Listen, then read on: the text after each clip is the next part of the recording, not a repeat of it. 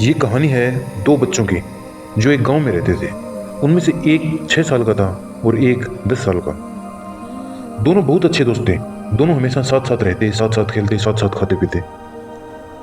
तो एक दिन वो गांव से थोड़ा दूर निकल गए और खेलते खेलते उनमें से जो बड़ा बच्चा था 10 साल वाला, वो कुएं में गिर गया और जोर जोर से चीखने चिल्लाने लग गया और उसे तैरना भी नहीं आता।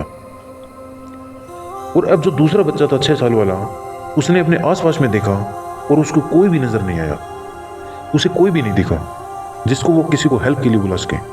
और फिर उसकी नजर पड़ी एक बाल्टी पे जिस पे एक रस्सी बंधी हुई थी। उसने एक सेकंड भी वेस्ट नहीं किया। उसने वो बाल्टी उठा करके कुएं में फेंक दिया और अपने दोस्त को बोला कि पकड़ ले। उसके दोस्त ने पकड़ा और वो अपनी पूरी ताकत लगाकर पागलों की तरह खींचने लगा।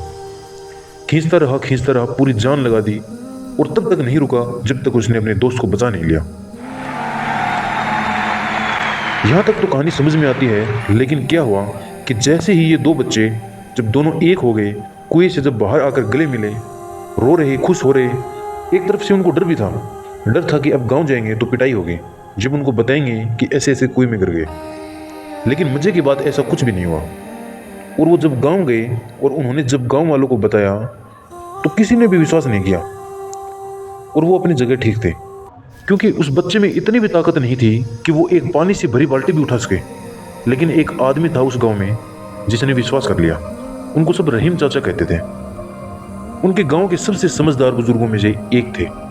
और सबको ऐसा लगा कि यार ये कभी झूठ नहीं बोलते, अगर ये कह रहे हैं तो जरूर कुछ ना कुछ बात होगी। और फिर सारे गांव वाले इकट्ठे होकर उनके पास में आ गए और जाकर के बोले, देखो यार, हमें तो कुछ समझ में नहीं आ रहा, आप ही बता दो कि ऐसा हो सकता है।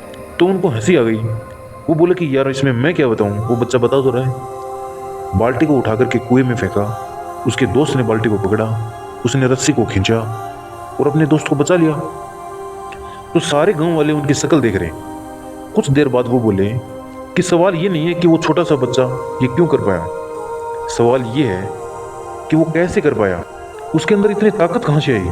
और इसका एक जवाब है, सिर्फ एक, कि जिस वक्त उस बच्चे ने ये किया, उस टाइम पे, उस जगह पर दूर दूर तक कोई भी नहीं था उस बच्चे को ये बताने वाला कि तू ये नहीं कर सकता।